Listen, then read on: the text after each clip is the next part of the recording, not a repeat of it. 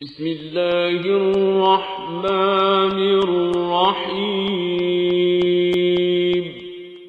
وَلَقَدْ يَسَّرْنَا الْقُرْآنَ لِلذِّكْرِ فَهَلْ مِن مُّدَّكِرٍ الحمدللہ وکفیٰ وسلام علی عبادہ الذین اصطفیٰ اما بعد فاعوذ باللہ من الشیطان الرجیم بسم اللہ الرحمن الرحیم الف لام میم غلبت الروم۔ سورہ روم کا آغاز ہو رہا ہے۔ سورہ روم بھی مکی سورت ہے اور اس سورت کا زمانہ نزول جو ہے وہ اس کے مضمون کی بنیاد پر بہت واضح ہے۔ یعنی جس وقت یہ رومیوں پر ایرانیوں کا غلبہ ہوا ہے، یعنی رومی مغلوب ہوئے ہیں، تو وہ تاریخ 615 عیسوی اس کے بارے میں بتاتی ہے۔ تو اس سے یہ بات اچھی طرح سے معلوم ہو جاتی ہے کہ اس سورت کا نزول بھی اسی زمانے میں ہوا ہے۔ اس وقت ہجرت حبشہ واقع ہو چکی تھی، تو یہ اس دور کا واقعہ ہے۔ اس صورت میں اللہ رب العالمین نے جو بات آغاز ہی میں بیان فرمائی ہے، یہ قرآن کی حقانیت کا ایک ثبوت بن کر سامنے آئی ہے، اور اسلام جو بات پیش کر رہا تھا کہ یہ اللہ رب العالمین کی جانب سے دیا ہوا دین ہے، اور نبی اکرم صلی اللہ علیہ وسلم اللہ کے رسول ہیں، اور قرآن اللہ کی طرف سے نازل ہو رہا ہے، تو اس میں یہ خبر جو دی گئی ہے، اس کی صداقت نے اس بات کو ثابت کر دیا کہ یہ واقعتاً اللہ رب العالمین کی جانب سے ہے۔ اور جب یہ واقعہ بن کر سامنے آئی بات، تو اس وقت کی بات یہ کہ مشرکین میں سے بہت سے لوگوں نے اسلام قبول کیا ہے۔ یعنی جب یہ بات وہاں پر ان کے سامنے آئی کہ ہاں قرآن نے اس دور میں یہ بات کہی تھی، کہا گیا ہے کہ جب رومی جو ہیں وہ مغلوب ہو گئے ہیں اور عنقریب وقت آئے گا کہ یہ دوبارہ غالب ہو جائیں گے، تو ان کی مغلوبیت کا جو اس وقت زمانہ ہے اور مغلوبیت کی جو کیفیت ہے، اس کیفیت کو دیکھتے ہوئے اس بات کا امکان نظر نہیں آتا تھا کہ دوبارہ سے رومی کبھی کھڑے ہو سکیں گے، بلکہ ایسے حالات بن چکے تھے کہ جس میں یہ محسوس کیا جا رہا تھا کہ شاید اب رومی سلطنت ہی باقی نہ رہ سکے گی۔ تو یہ کیفیت تھی جو اس وقت میں وہاں پر نظر آ رہی تھی، لیکن اس صورتحال کو جس طرح سے تبدیل ہوا، یہ صورتحال تبدیل ہوئی ہے، اور اس صورتحال کی تبدیلی سے قبل ہی اللہ رب العالمین نے یہ بات بتا دی کہ یہ صورتحال بدل جائے گی۔ تو اس میں کئی باتیں، کئی اسباق ہیں جو ہمارے لیے موجود ہیں، اور اس وقت کے دور کے لوگوں کے لیے بھی موجود تھے کہ یہ جو لوگوں کے درمیان اتار چڑھاؤ ہے، اس میں اللہ رب العالمین کا جو اپنا حصہ اور اس کا اپنا کردار ہے، اس کا اپنا حکم ہے، اس کی منشا ہے، وہ بھی اپنی جگہ پر موجود رہتی ہے۔ اور گویا کہیے کہ یہ جو کسی کو موقع ملتا ہے تو بات کوئی ساری آزمائشوں کی ہے کہ آزمائش بھی لوگوں کی ہو رہی ہوتی ہے، اور ساتھ ہی ساتھ دنیا کا نظام ہے جو چل رہا ہے۔ حالانکہ اس وقت صورتحال یہ تھی کہ رومی جو تھے وہ عیسائی تھے، اس اعتبار سے اس دین کے ماننے والے تھے کہ جو خدا، رسول اور کتاب کو ماننے والا ہے، اس کی بات اس اعتبار سے اپنی جگہ پر تھی۔ ان کی عیسائی ہونے کی بنیاد پر جو خرابیاں ہیں وہ اپنی جگہ پر الگ تھیں، لیکن یہ جو ایرانی تھے یہ آتش پرست تھے، اور ان کا معاملہ جو ہے یعنی بت پرست تھے، آتش پرست تھے، ان کی یہ کیفیت تھی۔ تو مسلمانوں کا جو ایک ان کے ساتھ تعلق کی بات تھی، یعنی مسلمان اس بات کو پسند کرتے تھے کہ ایرانیوں کے مقابلے میں رومی جو ہیں وہ فتح یاب ہیں۔ یعنی جب دو فریق ہیں اپنی جگہ پر لڑنے والے ہیں، تو ان دو فریقوں کے درمیان مشرکین کا معاملہ کیا تھا کہ مشرکین یہ پسند کرتے تھے کہ رومی جو ایرانی ہیں یہ فتح یاب ہوں، اور اس کی وجہ ان کے دین کے ساتھ، یعنی ان کے ساتھ جو اشتراک ہے، یعنی اس میں بھی وہ بت پرستی کا معاملہ تھا، ان کے بھی اسی اعتبار سے بات تھی۔ تو یہاں پر یہ چیز جو ہے مسلمانوں کے لیے کہ یہ اس دین کے ماننے والے ہیں کہ جو دین وحی کی بنیاد پر ہے، اور اس سے پہلے یہ بات بھی اپنی جگہ پر موجود رہی ہے کہ نبی اکرم صلی اللہ علیہ وسلم کی دعوت جب تک ان تک نہ پہنچے، جب تک وہ دعوت ان کے پاس نہیں پہنچتی اور وہ اللہ اور رسول کو مانتے ہیں اور اس کتاب کو مانتے ہیں، تو وہ گویا کہیے کہ اس وقت کے مسلمان بھی وہی ہیں۔ یہ چیزیں انشاءاللہ آگے ہمارے سامنے آئیں گی، تو اس میں ہم دیکھیں گے کس طریقے سے مسلمانوں کے لیے خوشی کی بات تھی۔ تو یہاں ان آیات میں جو اللہ تعالیٰ نے بات کہی ہے کہ ایک پیشن گوئی تو یہ تھی کہ رومی غالب آ جائیں گے، مغلوب ہونے کے بعد پھر عنقریب غالب آئیں گے، اور دوسری بات یہ تھی کہ مسلمان بھی خوشی منائیں گے، تو ایک دوسری بھی اس میں گویا اللہ تعالیٰ نے پیشن گوئی اس میں رکھ دی تھی، اس کی بات بھی آگے ہمارے سامنے آ رہی ہے۔ قرآن کی آیات جب نازل ہوئی تو کفار مکہ نے ان کا خوب مذاق اڑایا تھا، اور ابی بن خلف نے ابوبکر رضی اللہ تعالیٰ عنہ سے یہ شرط لگائی کہ اگر 3 سال کے اندر رومی غالب آ گئے تو 10 اونٹ میں دوں گا، ورنہ 10 اونٹ تم کو دینے ہوں گے۔ یعنی یہ بات جو ہے جب یہ آیات وہاں سامنے آئی تو لوگوں کے لیے یہ بات ناممکن تھی، تو اس نے شرط لگا لی اس بات پر۔ تو یہ جب نبی کرم صلی اللہ علیہ وسلم کو اس شرط کا علم ہوا تو آپ نے فرمایا کہ قرآن میں جو الفاظ آئے ہیں وہ بضع سنین کے الفاظ ہیں، یا یہ دوسری روایت میں یہ بات آتی ہے کہ آپ نے خود ابوبکر سے کہا کہ میں نے 3 کب کہا تھا۔ بضع سنین کا تعلق کا جو تعداد ہے یہ 3 سے شروع کر 9 تک جاتی ہے، یعنی 10 سے کم۔ تو اس میں کہا کہ تم جو ہے اس میں دوبارہ ان کے ساتھ بات کرو، اور 10 سال کی شرط ہو کہ 10 سال کے اندر یہ کام ہوگا، اور اونٹوں کی تعداد بڑھا کر 100 کر دو۔ چنانچہ ابوبکر رضی اللہ تعالیٰ نے اسی طرح سے بات کی، اور پھر اس نے اس پر بھی اس کے لیے تو یہ بات یہی تھی کہ ایسا ہونا ناممکن ہے، تو اس اعتبار سے گویا کہیے کہ وہ 100 اونٹ کی شرط جو ہے اس نے لگائی۔ یہ بات اس اعتبار سے ہے کہ اس موقع پر ایک تو یہ شرط کا پمار ہونا یہ اس وقت تک جو ہے ابھی ممنوع نہیں تھا، یہ بات تھی، اور بنیادی طور پر یہ بات اس بنیاد پر ہو رہی تھی، یعنی یہ کیفیت تھی اس وقت کے ایک حالات تھے اس میں کہا ناممکن ہے، اور اس کے خیال میں بڑا شرط جو ہے وہ اس نے لگائی، اور انہیں اس کے برملا اس کو قبول کر لیا اس کی اس بات کو۔ اور پھر جب یہ واقعہ ہو گیا، یعنی سن 2 ہجری کے اندر جب رومیوں کو فتح حاصل ہو گئی، تو اس وقت میں ابی بن خلف تو مر چکا تھا، اور پھر جو ہے اس موقع پر ان کے جو برسا تھے انہوں نے بہرحال یہ جو وعدہ کیا تھا اس نے، اور جو شرط لگائی تھی تو وہ 100 اونٹ ان کے ابوبکر صدیق رضی اللہ تعالیٰ کے حوالے کیے۔ یہ بات اپنی جگہ ہے کہ نبی اکرم صلی اللہ علیہ وسلم نے ان سب کو صدقہ کرنے کا حکم دے دیا، یعنی اپنے استعمال میں لانے سے منع کر دیا، اس لیے کہ بہرحال یہ کوئی پسندیدہ بات نہیں تھی۔ وہ کہ ابھی تک بھی یہ جوا قمار جو ہے یہ حرام نہیں ہوا ہے، جو تو سورہ مائدہ میں جا کر بات آتی ہے سامنے کہ اس میں اللہ نے شراب کی کلی حرمت، اور اس کے ساتھ ہی قمار کو بھی کلی حرمت جو ہے اس کی سامنے آ جاتی ہے۔ لیکن اس کے اندر جو ہے یہ 10 سال کے اندر جب یہ بات صورت نازل ہوئی ہے، اس کے 10 سال کے اندر اللہ نے دونوں چیزیں جو ہیں یہاں پر اہل ایمان کے اور مشرکین دونوں کے سامنے آ گئی کہ کس طریقے سے اللہ رب العالمین نے یہ کہیے کہ جو اس کا فیصلہ تھا وہ روبہ عمل آتا ہے۔ تو یہ بات بتائی جا رہی ہے اس سارے پس منظر میں، یعنی اس بات کے بیان کرنے کا مقصد کیا ہے؟ صرف یہ بات نہیں تھی کہ قرآن کی حقانیت ثابت کی جائے، ظاہر سی بات ہے 10 سال کے بعد ثابت ہوگی، ابھی کے بعد ثابت، تو یہ اس کا اصل غرض نہیں ہے۔ یہ تو بعد میں ایک بات آ رہی ہے کہ یہ بات بھی ہو گئی، یعنی اس کی حقانیت کی بات سامنے آ گئی، ورنہ بنیادی طور پر بات یہ تھی کہ تم جو ایک ظاہری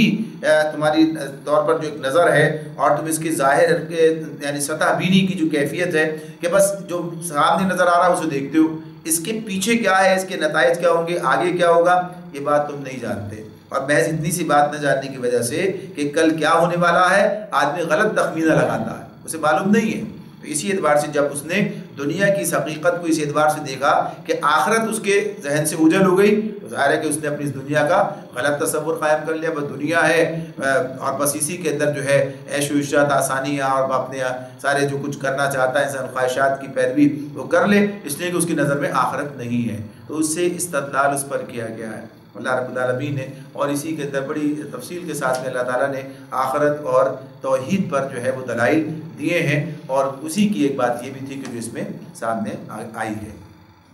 تو آغاز کرتے ہیں، الف لام میم غلبت الروم، الف لام میم، رومی قریب کی سرزمین میں مغلوب ہو گئے ہیں، فی ادنی الارض وهم من بعد غلبهم سیغلبون، اور اپنی اس مغلوبیت کے بعد چند سال کے اندر وہ غالب ہو جائیں گے۔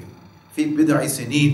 سیغلبون فی بضع سنین کی بات جو ہے کہ اس میں فی بضع سنین کے چند ہی سالوں کے اندر وہ غالب ہو جائیں گے۔ للہ الامر من قبل ومن بعد ویومئذ یفرح المؤمنون، اللہ ہی کا اختیار ہے پہلے بھی اور بعد میں بھی، اور وہ دن وہ ہوگا جب کہ اللہ کی بخشی ہوئی نصرت فتح پر مسلمان بھی خوشیاں منائیں گے۔ بنصر اللہ ینصر من یشاء وهو العزیز الرحیم، اللہ نصرت عطا فرماتا ہے جسے چاہتا ہے، اور وہ زبردست اور رحیم ہے۔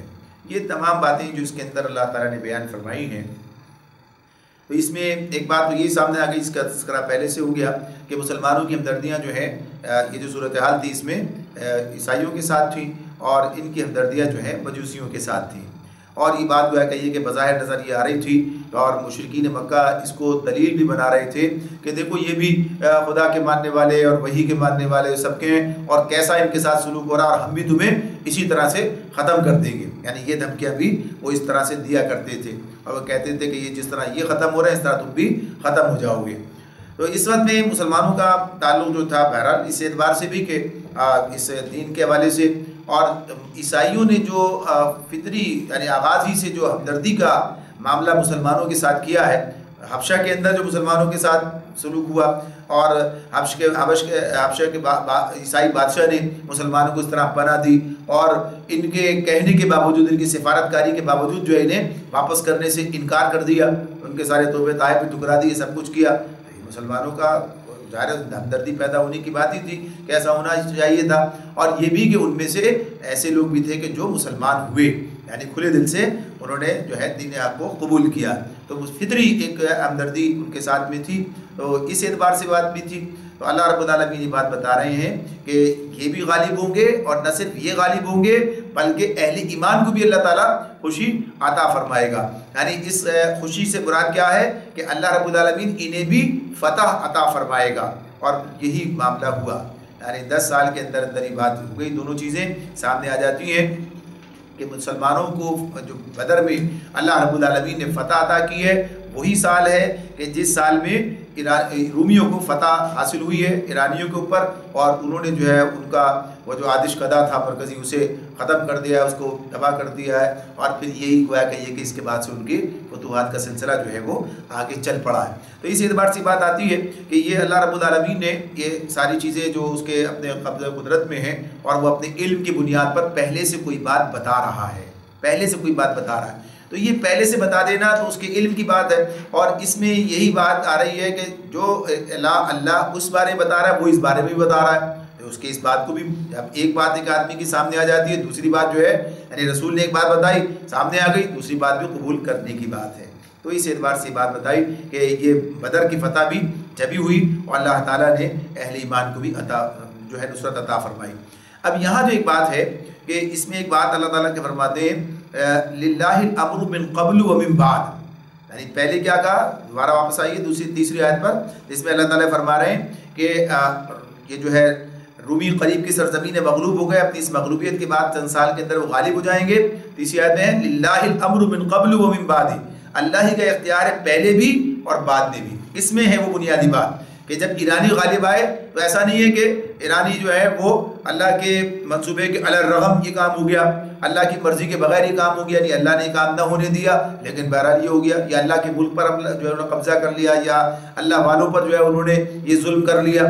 ایسا نہیں ہے، اور پھر بعد میں اللہ نے انہیں ہرا دیا، بلکہ یہ سب چیزیں جو ہیں اللہ تعالیٰ اپنی ایک وسیع حکمت عملی جس کا انسان کو احساس اور ادراک نہیں ہوتا، جیسا کہ مشرکین مکے کے اندر مسلمانوں کے ساتھ ظلم و ستم کر رہے تھے، لیکن اس ظلم و ستم کو اللہ تعالیٰ ہونے دے رہا تھا. یعنی اللہ چاہتا کہ نہ ہو تو ظاہر سی بات ہے کہ مجال نہیں دیا ایسا ہو جاتا، لیکن وہ وسیع حکمت عملی اللہ تعالیٰ کی تھی جس کی بنیاد پر ایک طرف اہل ایمان کی تیاری کا معاملہ بھی تھا، اور دوسری طرف لوگوں کے سامنے یہ حجت تمام کرنے کی بات بھی تھی، اور تبلیغ کے لیے دل کھلنے کی بات بھی تھی، اور لوگوں کا ان لوگوں کے بارے میں ان کی مظلومیات اور سب چیزیں دیکھ کر اور اسے اثر قبول کرنے کی بات بھی تھی. غرض یہ کہ بہت سارے پہلو اس کے ہوتے ہیں جو اللہ تعالیٰ ہی جانتے ہیں. تو یہ اللہ تعالیٰ خود ہی اس چیزیں جو ہیں اپنی جگہ اسی طرح انجام دے رہے ہوتے ہیں، اور اس کی مرضی کے بغیر بہرحال کوئی کام بھی نہیں ہوتا. سورہ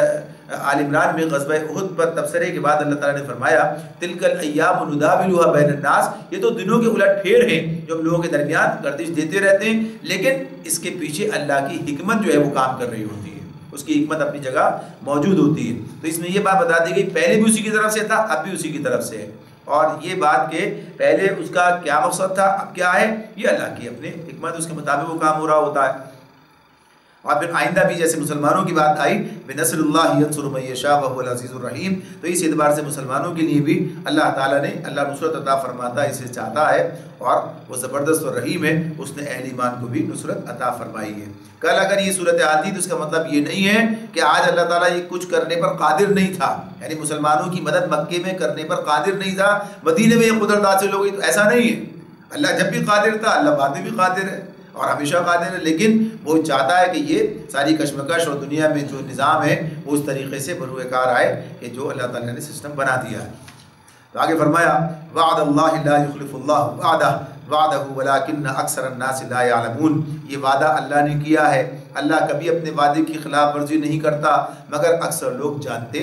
نہیں ہیں۔ یعنی بات جو اللہ بیان فرما رہے ہیں تو یہ اسی اعتبار سے ہے، تو اور اس طرح بھی بات، یہ وعدے کی بات اس طرح بھی ہے کہ جو نصرت کی بات اللہ نے کی ہے کہ اللہ نصرت فرمائے گا، جیسے اعلان کی نصرت اس نے فرمائی ہے تو اللہ تعالیٰ اپنے وعدے کو پورا کرتا ہے۔ لیکن ولکن اکثر الناس لا یعلمون، اکثر لوگ نہیں جانتے، اس سے مراد کیا ہے کہ لوگ غور نہیں کرتے، فکر نہیں کرتے، سمجھتے نہیں ہیں، علم نہیں رکھتے۔ علم رکھیں اور سوچیں اور غور کریں تو بات سمجھ میں آئے گی۔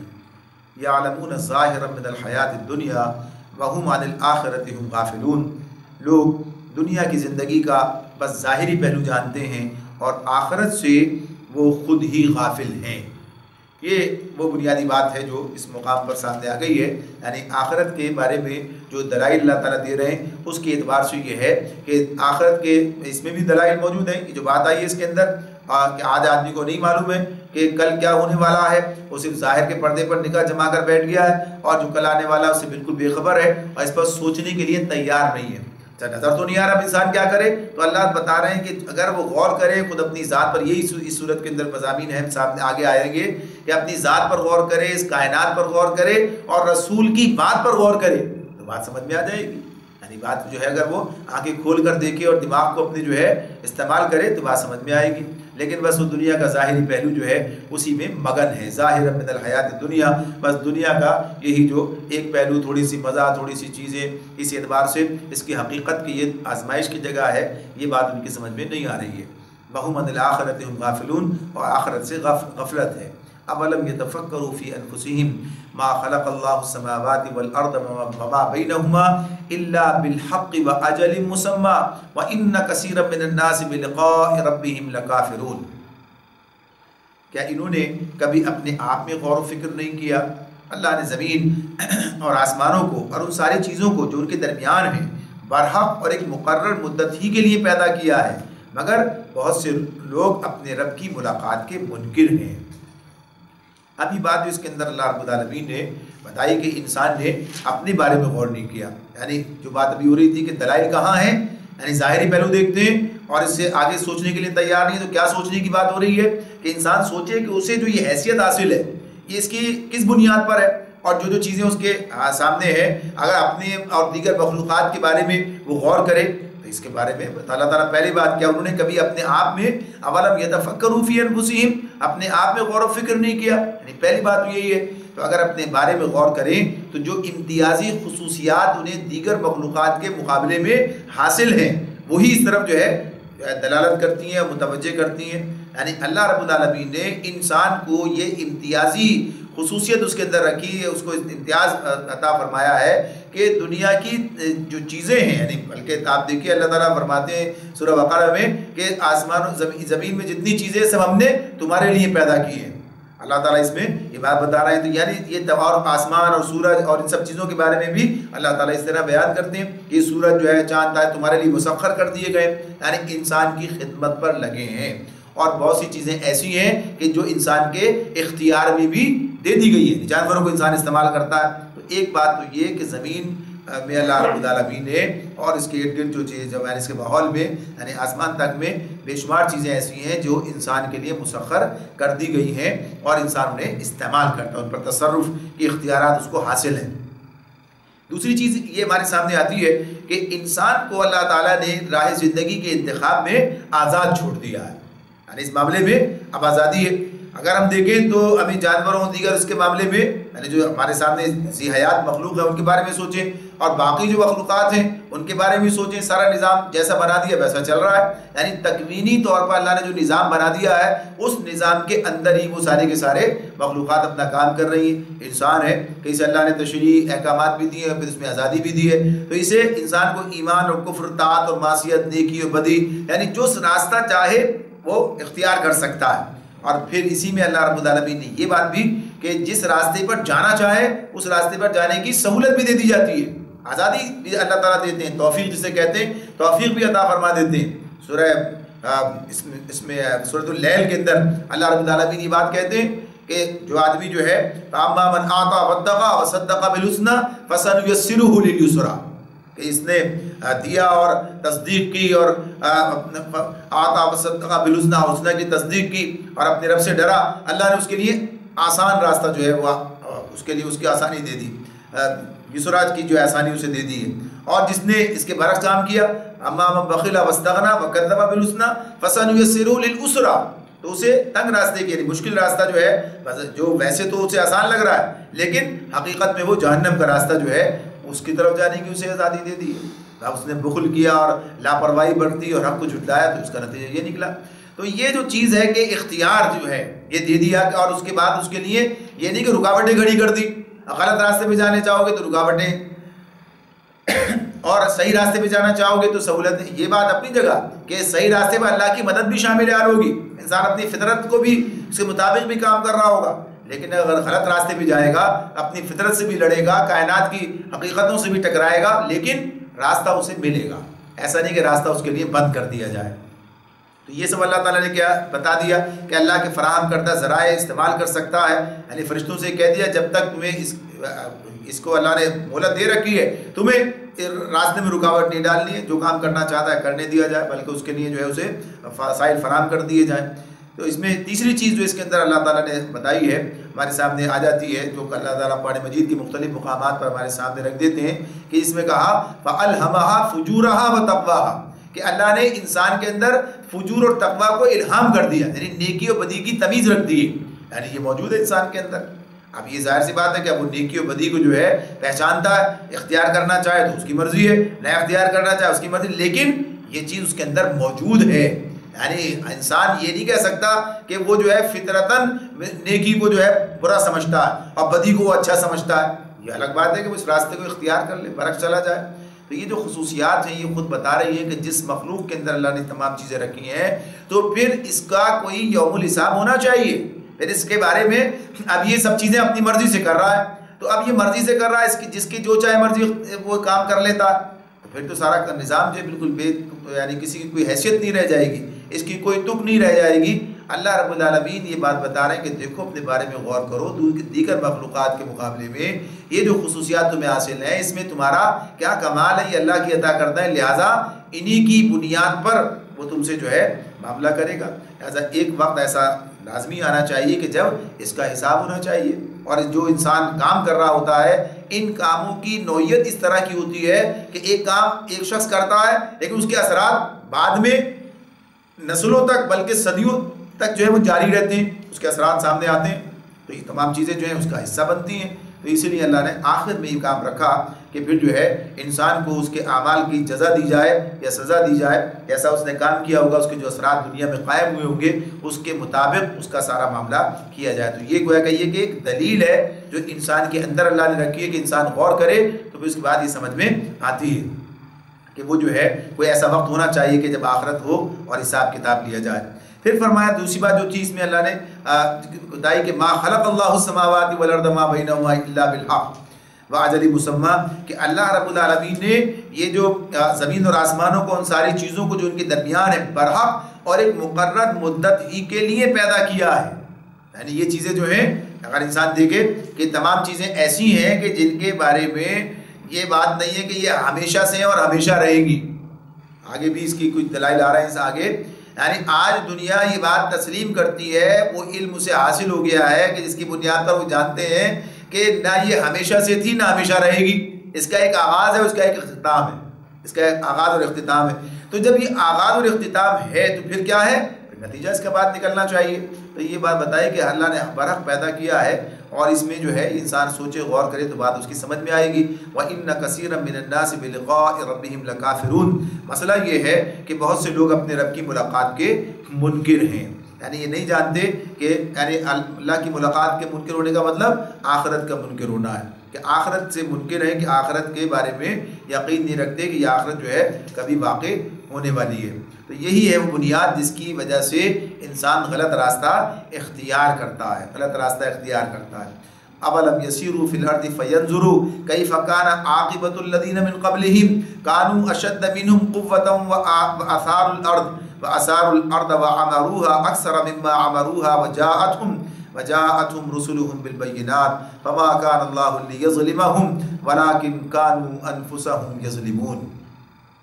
اور کیا یہ لوگ کبھی زمین میں چلے پھرے نہیں ہیں کہ انہیں ان لوگوں کا انجام نظر آتا جو ان سے پہلے گزر چکے ہیں؟ وہ ان سے زیادہ طاقت رکھتے تھے، انہوں نے زمین کو خوب ادھیڑا تھا اور اسے اتنا آباد کیا تھا جتنا انہوں نے نہیں کیا ہے۔ ان کے پاس ان کے رسول روشن نشانیاں لے کر آئے، پھر اللہ ان پر ظلم کرنے والا نہ تھا مگر وہ خود ہی اپنے اوپر ظلم کر رہے تھے۔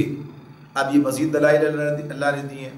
کہ زمین میں چل پھر کر تم نے دیکھا کیا تمہارے سامنے، یعنی تاریخ ہے نا پوری انسانی، اور ان ساری تاریخ کو جو سامنے رکھا گیا ہے وہ اسی اعتبار سے کہ انسان اس سے سبق حاصل کرے۔ تو اللہ تعالیٰ یہ بات بتا رہے ہیں، ہمارے سامنے رکھتے ہیں، یہ تاریخ استدلال جو ہے سامنے آ جاتا ہے کہ اگر یہ دیکھیں تو یہ بات ان کے سامنے آئے گی کہ جن لوگوں نے آخرت کا انکار کیا، یعنی یہ ایک مسلسل تجربہ ہے تاریخ کا جو سامنے آتا ہے کہ جن لوگوں نے آخرت کا انکار کیا اس کا نتیجہ کیا نکلا، یعنی فرد کی بات ہو جائے یا قوم کی بات ہو جائے، فرد کی بات ہو تب بھی وہی نتیجہ، قوم کی بات ہو جب بھی، یعنی اس کے اخلاق بگڑ گئے، وہ اپنے آپ کو غیر ذمہ دار سمجھنے لگے، وہ اپنے آپ کو آزاد سمجھنے لگے، وہ گویا کہیے کہ کوئی اخلاقی پابندی قبول کرنے کے لیے تیار نہ ہوئے، انہوں نے ظلم و فساد اور فسق و فجور کی حد کر دی،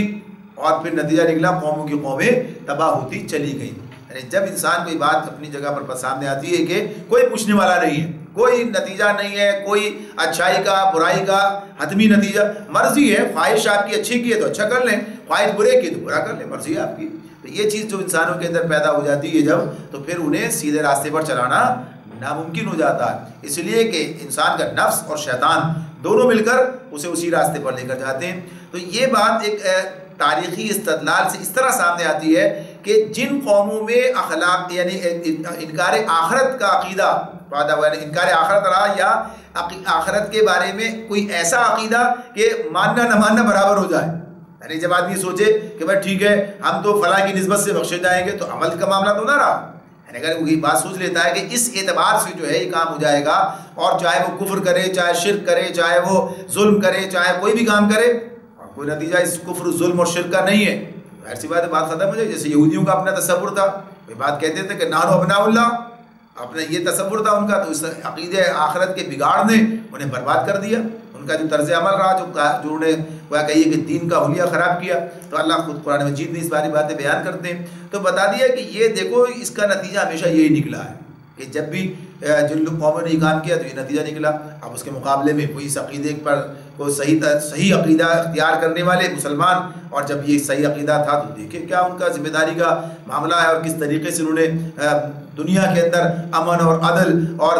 وہ کہیے کہ حقوق کی فراہمی، ہر چیز جو ہے حقوق کی ادائیگی، ہر چیز اپنی ذمہ داری پوری کرنا، سب ہمیں نظر آتا ہے ساری چیزیں۔ تو یہ بات سوچنے کی ہے کہ انسان دیکھے کہ جب ایک بات سمجھ میں آتی ہے کہ بھئی دیکھو اس کا نتیجہ ہمیشہ یہی نکلا ہے، اس کا مطلب کیا ہوا کہ یہ چیز انسان کے لیے مضر ہے، یہ چیز انسان کے لیے مضر ہے۔ تو تجربے اور مشاہدے سے انسان کو پتہ چلتا ہے، جب انسان زہر کھاتا ہے تو مر جاتا ہے، پتہ چل گیا، سب لوگ مانتے ہیں اس اعتبار سے، تو جب یہ اخلاقی کیفیت ہے تو اس کو کیوں نہیں مانتے، اس کے بارے میں بات ہو رہی ہے۔ اور پھر یہ بات بھی اللہ نے بتائی کہ ان کے پاس پھر اس میں یہ مزید یہ بھی کہ وہ ان سے زیادہ طاقت رکھتے تھے، انہوں نے زمین کو خوب ادھیڑا تھا، یعنی ایسا نہیں تھا کہ ان کے پاس کوئی اختیار نہیں تھا،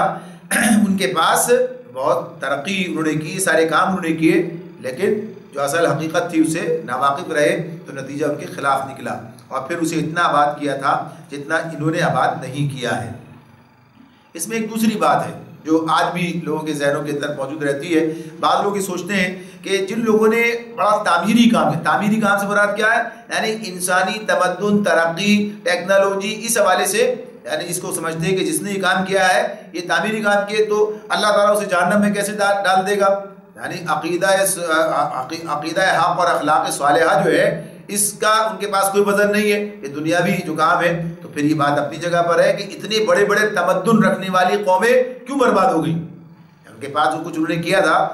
خراب ختم ہو گئی، اسی وجہ سے کہ عقیدہ باطلہ اور اعمال بد جو ہیں اس نے انہیں برباد کیا ہے۔ اللہ تعالیٰ فرماتے ہیں ان کے پاس ان کے رسول نشانیاں لے کر آئے، یعنی ایسی نشانیاں جس سے ان کا رسول ہونا ثابت ہوتا ہو، پھر اللہ ان پر ظلم کرنے والا نہ تھا مگر وہ خود ہی اپنے اوپر ظلم کر رہے تھے، یعنی جو نتیجہ نکلا وہ جو کچھ ہوا وہ ان کے اپنے کرتوتوں کی بدولت ہوا. یعنی جرم کی جب سزا ملتی ہے تو وہ ظلم نہیں ہوتا بلکہ آدمی کے جرم کا بدلہ ہوتا ہے. تو اسی اعتبار سے جو کچھ ان کے ساتھ ہوا, جو تباہی ان قوموں پر آئی, وہ اللہ کی طرف سے ظلم نہ تھا بلکہ جو کچھ انہوں نے کیا اس کا نتیجہ تھا. تو اللہ رب العالمین یہ بات واضح طور پر بتاتے ہیں, ثم كان عاقبة الذين اساءوا السوء ان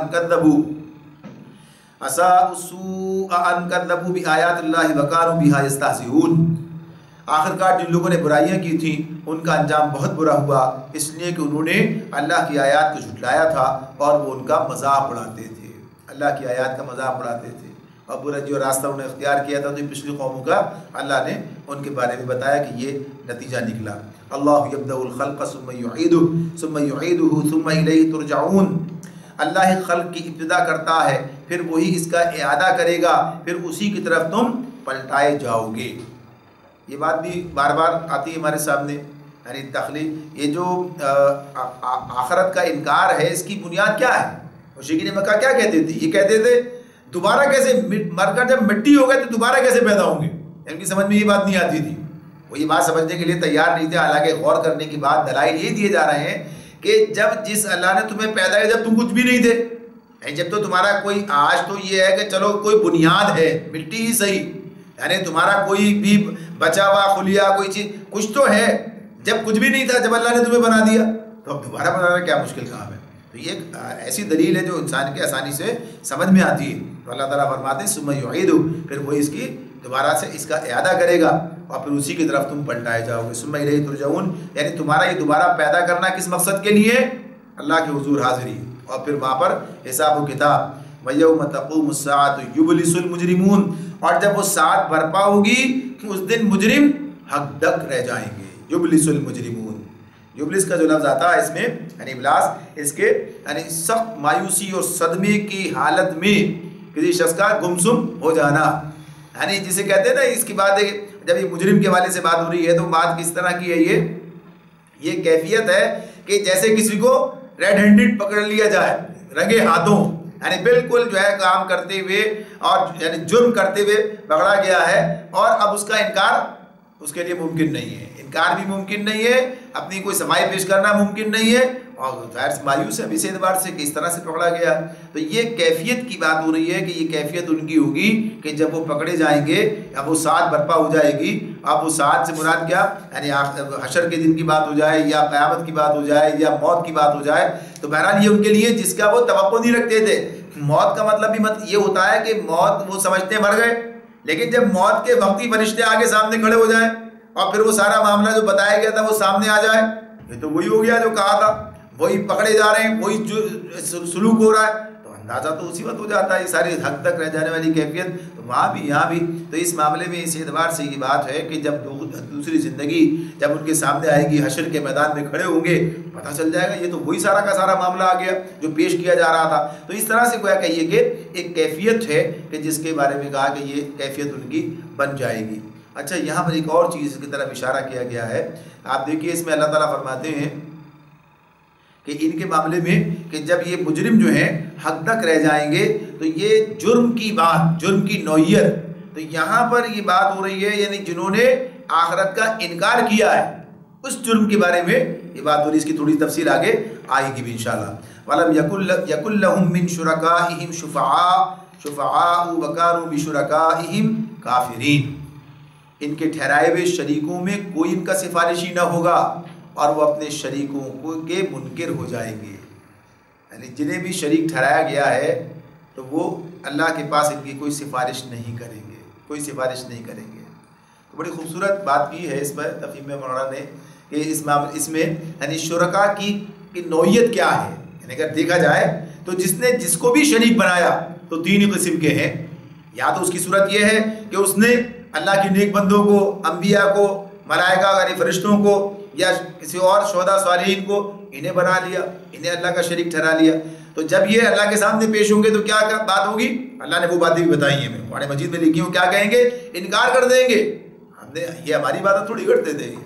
ہم نے کب کہا تھا ان سے؟ ہم تو الٹا انہیں سمجھاتے رہے زندگی بھر کہ صحیح راستہ کون سا ہے. یعنی ہم تو انہیں ہمیشہ توحید کی بات بتاتے رہے, تو وہ کیسے مجرم کی سفارش کریں گے؟ یعنی وہ تو خود ہی صالحہ اور ان کا یہ معاملہ ہے. تو اس اعتبار سے جب کہ وہ ان کی تعلیم و ہدایت کچھ اور تھی اور اس کے برخلاف یہ کام کرتے رہے تو اس اعتبار سے گویا وہ ان سے اعلان برات کر دیں گے. عیسیٰ علیہ السلام جب وہاں اللہ ان سے پوچھے گا، قرآن مجید نے بیان کیا نا، تو وہ کہتے ہیں تو میں تو جب تک تھا انہیں یہی بتاتا رہا اور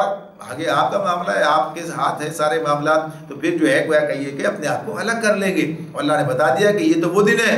یوم ینفع الصادقین صدقہم، کہ جس دن سچوں کو ان کی سچائی نفع دیتی ہے. جس نے جھوٹ پر سارا اپنی عمارت اٹھائی ہے تو آج تو وہ جھوٹ کی عمارت اسے لے کر جہنم میں گرے گی. اللہ یہی بات بیان کر رہے ہیں. اور دوسری طرح کے لوگ، دوسری طرح کے شرکا وہ ہے جس نے بتوں کو اور سورج کو اور چاند کو اور ان کا کیا معاملہ، یہ کیا کہیں گے، کون سی سفارش کر سکتا ہے کوئی، کہ ان کا تو معاملہ ہی کچھ نہیں ہے. یہ تو بھی حقیقت یعنی اس اعتبار سے کوئی چیزیں ہی نہیں ہے کہ جہاں انہیں جو ہے کوئی ایسا ادراک ماں مل جائے آخرت میں کہ یہ کام کریں. اور تیسرے وہ لوگ ہیں کہ جنہوں نے خود چکر چلا کر اور جنہوں نے گویا کہ ان لوگوں کو فریب دے کر خود اپنے آپ کو پجوایا، یعنی اپنے آپ کو اس حیثیت سے رکھا کہ ہم ہیں تمہارے لیے، اور ہم اپنے آپ کو اس حیثیت سے پیش کیا کہ وہ کل تمہارے کام آئیں گے. تو وہ تو خود مجرم ہے، اب خود پکڑے گئے. جب خود پکڑے گئے تو صورتحال کیا ہے؟ تو یہ بھی قرآن مجید ہمارے سامنے ان لوگوں کا مکالمہ بار بار پیش کرتا ہے کہ جن لوگوں نے لوگوں کو گمراہ کیا، بہکایا، اور پھر جب اللہ کے پاس پہنچیں گے تو کس طرح آپس میں تکرار کریں گے اور وہ کہہ دیں گے کہ تو ہم نے تو انہیں صرف دعوت دی، ہمارا تو قصور نہیں ہے. اصل بات یہ خود ہی چاہتے تھے. تو جب یہ چاہتے تھے وہی بات انہوں نے قبول کی ہے. تو غرض یہ کہ کوئی سفارشی نہیں ملے گا. یہ بات یعنی مجرم کے اعتبار سے یہ بات اللہ نے بیان کی، بتا دیا کہ وہ خود ان کے منکر ہو جائیں گے. وَيَوْمَ تَقُومُ السَّاعَةُ يَوْمَئِذٍ يَتَفَرَّقُونَ، جس روز وہ ساعت برپا ہوگی اس دن سب انسان الگ الگ گروہوں میں بٹ جائیں گے. اب یہ بھی جو بات ہے کہ اس میں کہ اللہ وَيَوْمَ تَقُومُ السَّاعَةُ يَوْمَئِذٍ يَتَفَرَّقُونَ، تفرقہ جو اس یہاں پر ہے اس کی بات یعنی بٹ جانا، الگ الگ ہو جانا. تو اس میں یہ جو بات اللہ نے بتائی کہ وہ دن وہ ہے کہ جس دن سب انسان الگ الگ گروہوں میں بٹ جائیں گے. تو یہ جو تقسیم ہے یہ صرف آخرت کے لیے نہیں ہے، دنیا میں بھی ہونی چاہیے. اہل ایمان کو الگ ہونا چاہیے، اہل کفر کو الگ ہونا چاہیے، صالحین کو الگ ہونا چاہیے. یعنی یہ تو اللہ نے جو نظام بنایا ہے، بتایا ہے، وہ چیز اپنی جگہ پر ہے. یعنی یہ جو بات ہے کہ جو قومی بنتی ہیں، یعنی جو گروہ بنتے ہیں وہ کس بنیاد پر ہیں؟ وہ عقیدے کی بنیاد پر ہیں، اخلاق کی بنیاد پر ہیں. یعنی جو لوگ اختیار کرتے ہیں یعنی نیک لوگوں کو نیک لوگوں کے ساتھ ہی ہونا چاہیے. یعنی جیسے کہا یا ایھا الذین آمنوا کونوا مع الصادقین، سچے لوگوں کے ساتھ ہونا چاہیے اہل ایمان کو. یہ اپنی بات ہے. یہ اللہ تعالیٰ کہتے ہیں کہ والذی خلقکم فمنکم کافر ومنکم مومن، وہی اس نے تمہیں تخلیق کیا، کوئی کافر ہے کوئی مومن ہے. تو اس اعتبار سے یہ جو ہے اپنی جگہ پر یہ ہے تقسیم کا معاملہ. آخرت میں اللہ تعالیٰ یہ بتا رہے ہیں ایسا ہی ہوگا، دنیا میں بھی ایسے ہی ہونا چاہیے. ظاہر سی بات ہے کہ جو لوگ ایک جہنم کے راستے جہنم پہ چل رہا ہے اور جہنم رسید ہونے والا ہے. کسی مشرک کافر کے بارے میں کیا سمجھتے ہیں بھائی؟ کسی مشرک کے کافر کے بارے میں کہ اگر اس کی موت کفر شرک پر ہی ہو جائے تو کہاں جائے گا؟ جہنم میں جائے گا. اور ایک آدمی اسلام پر چل رہا ہے، اللہ کے بندہ بن کے چلنا چاہتا ہے، تو دونوں کے تو راستے ہی الگ ہیں، دونوں کی منزلیں بھی الگ ہیں اور دونوں کے راستے بھی الگ ہیں. تو کیسے ان کا ملاپ ہو سکتا ہے؟ تو ایسی قومیتیں اور ایسی کہیے کہ اتفاق اور اتحاد جو اس کو نظر انداز کر کے بنائے جائیں تو وہ فطری نہیں ہوتے، وہ درست نہیں ہوتے. پھر وہ اسی پر رہ جاتے ہیں اور پھر وہ سب کے سب اکٹھے وہاں جاتے ہیں اور پھر ان کا معاملہ اس اعتبار سے ہو جاتا ہے. تو اللہ نے بتا دیا کہ وہ دن ایسا ہے کہ جس دن یہ سب تقسیم جو ہے وہاں پر ہوگی اور پھر لوگ اپنے عقیدے اور عمل اور اسی حوالے سے نیک لوگ ایک طرف ہو جائیں گے اور برے لوگ جو ہیں وہ ایک طرف کر دیے جائیں گے. کہا کہ مجرموں کو چھانٹ کر الگ کر دیا جائے گا. اللہ رب العالمین ہمیں اس دن کی فکر کرنے اور اس کے حوالے سے اپنی ذمہ داریوں کو ادا کرنے کی توفیق عطا فرمائے. وآخر دعوانا ان الحمد للہ رب العالمین.